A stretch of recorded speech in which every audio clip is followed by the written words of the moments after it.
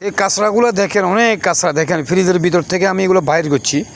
আসলে ফ্রিজের যে ডেনিস লাইনটা আছে দেখেন, এখান দিয়ে আমি আমার হাতে পাইপটা দেখতেছেন, আমি ঢুকাতেছি, দেখেন ঢুকাতেছি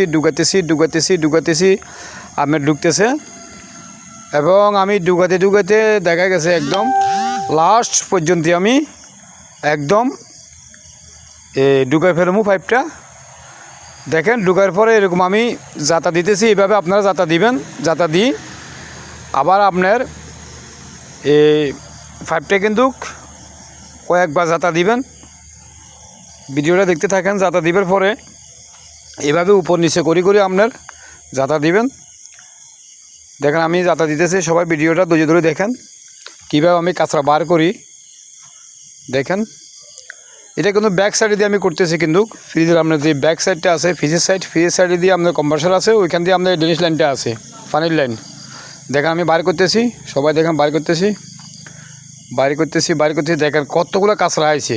আগে আমি অলরেডি কিন্তু ভিডিও করার আগে 2 দফা আমি কাঁচরা বাইর করে ফেলছি। দেখেন কতগুলো কাঁচরা আছে। এই কাঁচরাগুলো কিন্তু আমি ওই মাথা দিয়ে আমি মুখ ঢুকাই এটা আমি ফেসার দেওয়ার পরে কাঁচরাগুলো আমার বাইর হইব। দেখেন এই বার করছি আমি, দেখেন কতগুলো কাঁচরা বার হয়েছে।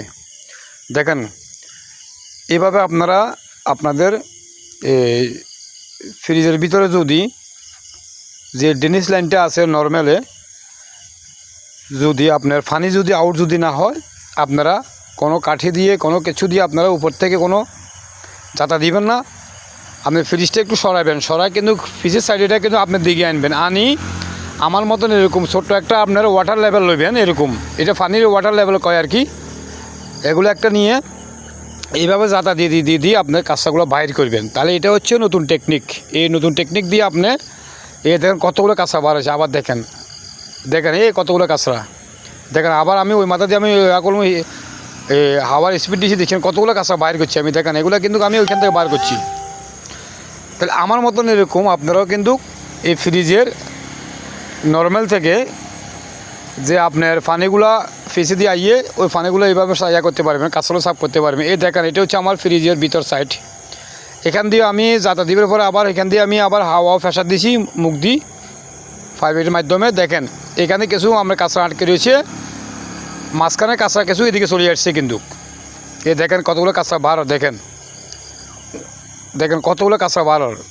এতগুলো কাঁচরা যদি আপনার একটা ফ্রিজের যদি ডেনিস লাইনে যদি থাকে, আপনার কীভাবে আপনার পানিটা আপনার আউট হবে, তাহলে আপনার পুরো ফ্রিজে পানি হয়ে যাবে। আপনারা চাইলে কিন্তু আমার ভিডিওটা দেখে দেখেন কতগুলো কাঁচরা, অনেক কাঁচরা। দেখেন কতগুলো কাঁচরা বার হয়েছে। দেখেন আমি দেখাচ্ছি, সবাই দেখেন।